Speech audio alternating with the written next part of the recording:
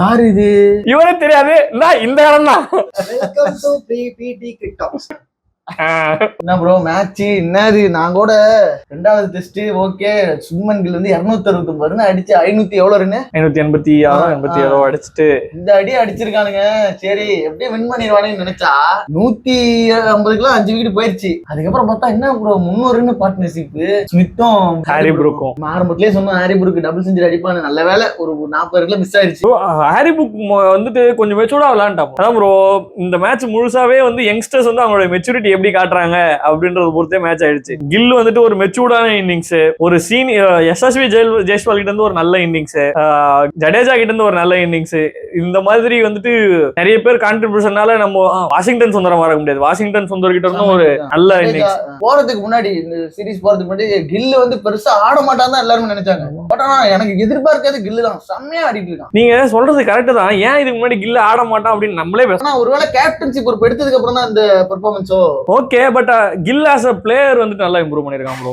இதுக்கு முன்னாடி வந்துட்டு பேட்டுக்கும் அவனோட பேட்ஸ்க்கும் கேப் இருந்துச்சு. இப்போ வந்து பேட் வந்து உடம்ப ஒட்டி பேடுக்கு முன்னாடி வந்து வெளியே போற பால தொடறது இல்ல, நல்லா ரெடி ஆயிட்டு வந்திருக்கான். ஸ்விங்கிங் கண்டிஷன் மாறிடுச்சோ? முன்ன மாதிரிலாம் ஸ்விங் ஆகுறது இல்ல. ஒருவேளை இது கிளைமேட் சேஞ்சா இல்ல என்ன? நீங்க ப்ரோ கிளைமேட்லாம் ஒன்றும் பெருசா மாறில ப்ரோ. இப்பயும் அங்க வந்துட்டு ஓவர் காஸ்டிங் மெத்தட் தான் இருக்கு.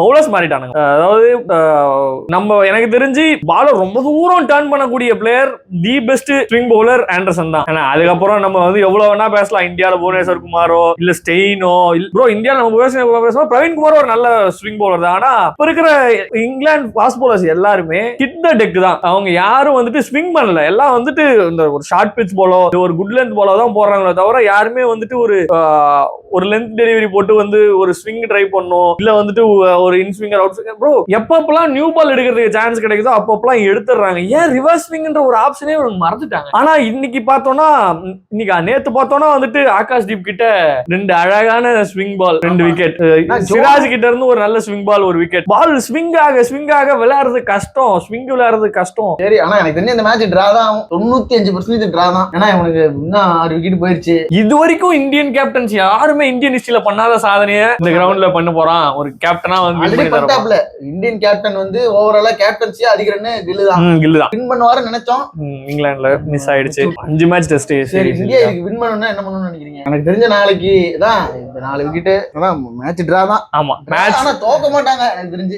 ஏன்னா இன்னைக்கு டே 3 முழுசா வந்துட்டு இங்கிலாந்து விளையாடுவாங்க. நம்ம பேட்டிங் லைனப் நான் வந்து இது பேட்டிங் லைனப் பரவாயில்ல இந்தியாவுது, பவுலிங் லைனப் தான் ரொம்ப ஒஸ்டா இருக்கு. எனக்கு புரியல ப்ரோ. நம்ம போன வீடியோ பார்த்துட்டுமே பேசணும். அதாவது ஒரு ஸ்பின்னரை விளையாட வச்சிருக்கணும் அப்படின்னு. குல்தீப் யாதவ்யா ஸ்பின்னரு. பட் அதுக்கு பதிலா தான் இவனை எடுத்துட்டு வந்தாங்க வாஷிங்டன் தான் பெருசா ஒண்ணும். வாஷிங்டன் எடுத்துட்டு வந்து பவுலிங் பெருசா என்ன யூஸ் பண்ணிருக்காங்க? எதுக்கு நம்பர் 8ல ஒரு பேட்ஸ்மேன், நம்பர் 8ல எதுக்கு ஒரு ஆல்ரவுண்டர்? ஏன் பியூர் பவுலர் ஆடக்கூடாது? ஆனா அதான் டாப் ஆர்டர் இந்தியாவுக்கு நல்லா தான் இருக்கு. மிடில் ஆர்டர் தான் நல்லா இருக்குது. ஜடேஜா நாங்க தான் பேசணும்ல. ஜடேஜாக்கு சான்ஸ் கிடைச்சிருந்தா அப்பயே ஃபர்ஸ்ட் மேட்சே ப்ரூவ் பண்ணிருப்பான். கரெக்ட். ஜடேஜா சூப்பரா விளையாட்டான்ல. போல அசிஸ்ட் அந்த 50 அசிஸ்ட் அந்த பால சுத்தாப்ல சுத்தி வேற லெவல் செலிப்ரேஷன்லாம் வர. இதுக்கு மேல உனக்கு என்ன வேணும்? கம்பீர் கிட்ட கம்பீர் இல்ல. இது வந்து இந்த ரோஹித் சர்மா பழக்கி விட்டு போயிட்டான். நம்பர் 8ல நமக்கு கண்டிப்பா ஒரு ஆல்ரவுண்டர் ஒரு 30 ரன் 40 ரன் ஆடக்கூடிய பிளேயர் வேணும் அப்படின்னு. அந்த 30 ரன் போயிட்டு போகுது. அந்த 30 ரன் கொடுக்காம இருக்கிற ஒரு bowler use பண்ணிடலாமே.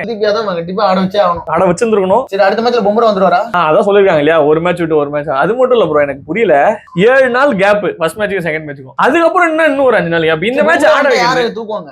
Akash Deep 4 wicket எடுத்துட்டான். சாமி நான் உங்க கால்ல கூட விழுறேன் சாமி. தயவு செஞ்சு அந்த பிரசித் கிருஷ்ணா ஒரு தம்பி இருக்கிறா அப்படி நல்ல கர்நாடகாக்காரர் தான். நானும் அந்த ஊருக்கு தான் இப்ப போறேன் படிக்கிறதுக்கு. ப்ரோ ஐபிஎல் நல்ல பவுலர் தான். டெஸ்ட்டுக்கு ஏன் விக்கெட்டே எடுக்க மாட்டான், ஒன்னும் பண்ண மாட்டான், தூக்கி சொருன்னு சொல்றாங்க அவனை. குரு நினைக்க பவுலிங் ಆಗಿಲ್ಲ ಗುರು. ಬೌಲಿಂಗ್ ಬೇಡ ಬಿಟ್ಬಿಡು. பும்ரா பவுலிங் ಚೆನ್ನಾಗಿದೆ, ಅವರೇ ಆಡ್ತೀನಿ, ನೀವು ಬೇಡ ಬ್ರೋ ಪ್ಲೀಸ್ ಬೇಡ. என்ன ப்ரோ நீங்க தமிழ்நாட்டுல வன்மத்தை கேக்குறீங்க? இல்ல எல்லா லாங்குவேஜுமே இந்தியன் லாங்குவேஜஸ் தான். அது பாலிடிக்ஸ் நான் எடுத்துட்டு வரல. நான் தலைவா வாஷிங்டன் தமிழ்நாட்டு பிளேயர் தான். பட் ஆனா நல்ல இன்னிங்ஸ் ஆனா பட் பவுலிங்ல அவன் பால்லாம் அவனுக்கு பெருசாலாம் டான் ஆகாது ப்ரோ. அவன் வந்து ஒன்லி லென்த் தான் ப்ரோ. அவன் வந்து ஒன்னும் பயமுறுத்துற மாதிரியான டெலிவரி கிடையவே கிடையாது. ஹாரி புரூக்லாம் தூக்கி சொருறான், தூக்கி அடிக்கிறான். கரெக்ட். ஒன்னும் அதாவது எனக்கு கேட்டா கருண் நாயர் இன்னும் 2 மேட்ச் விளையாட வைக்கணும், டாப் 3 விளையாட வைக்கணும். நல்லாதான் விளையாண்டா. உண்மையாலுமே கருண் நாயருக்கும் ஜடேஜாக்கும் வந்த டெலிவரி சூப்பரான பவுன்சர், ஹெட்டுக்கு வந்த பவுன்சர் அவுட் ஆயிட்டாங்க. அதெல்லாம் குறையே சொல்லக்கூடாது. இன்னும் அவங்க வந்து கன்டினியூ பண்ணும். ரஷித் கிருஷ்ணாவையும் வாஷிங்டனுக்கும் ஓகே, வாஷிங்டன் நல்லா விளையாண்டாரு. ஆனா ஜடேஜா இருக்கிற வரைக்கும் அக்ஷர் பட்டேலுக்கோ வாஷிங்டன் சுந்தருக்கும் அங்க இடம் இல்லை. யாரு இது? அட நம்ம பாலிடாக்ஸ் ஓனரு. இவரே தெரியாது. இந்த இடம் தான். Welcome to PPT cricket. ஏய் ப்ரோ, எங்களோட சிம்பிள் வையே. ஓகே சரி, உன்னை வச்சு ப்ரோமோட் பண்ணிடலாம். அவ்வளவுதான். வாஷிங்டன் சுந்தர் வந்துட்டு அக்ஷர் பட்டேலுக்கும் வாஷிங்டன் சுந்தருக்கும் இது வரைக்கும் ஜடேஜா இருக்க வரைக்கும் எனக்கு தெரிஞ்ச பிளேஸ் இடமே கிடையாது ப்ரோ. அதே மாதிரி 2018 இருந்து இந்தியன் பேட்ஸ்மேன் அதிக ரன் ஆவரேஜ் வச்சிருக்காரு யார் தெரியுமா? ஜடேஜா. டெஸ்ட் மேட்ச்ல அதிகமான ஆவரேஜ் வச்சிருக்க கூடியது ஜடேஜா. இன்னுமா அவனை ஏன்டா நிதிஷ்குமார் ரெட்டிக்கு அப்புறம் ஏன்டா ஆடுறீங்க? அவனை என்னடா நிதிஷ்குமார் ரெட்டியோட பண்ட விட அதிக ஆவரேஜ் வச்சிருக்கான். இந்தியாவிலே பெஸ்ட் பேட்ஸ்மேன் அவன் தான். அவனை போய் பின்னாடி ஏன் பயமா? டபுள் செஞ்சுரி அடிச்சிருவாரு பயமா? ட்ரிபிள் செஞ்சுரி அடிச்சிருக்கான் ஆளு. சாதாரண ஆள் கிடையாது. அவன் வந்து லோக்கல் டோர்னமெண்ட்ஸ்ல ட்ரிபிள் செஞ்சுரி வச்சிருக்கான். அவன் வந்து பியூர் கிரிக்கெட்டர். ஒரே இதுதான், கம்பீருக்கு பயமா. போடுவாங்க. ஓகே பாப்போம், இந்த மேட்ச் என்ன போதுன்னு அடுத்ததுல பாத்துவோம். Right bro.